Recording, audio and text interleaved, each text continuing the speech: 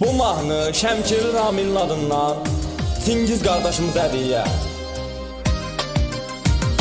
Əssalamun aleykum halalzadə dostlara, bu mahnımız da gəlsin həmişə sadə dostlara.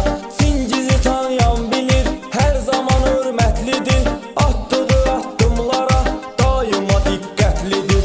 Əsli talış balasıdır, cəsarətli oğuldur, işləyir Rusiyada, əda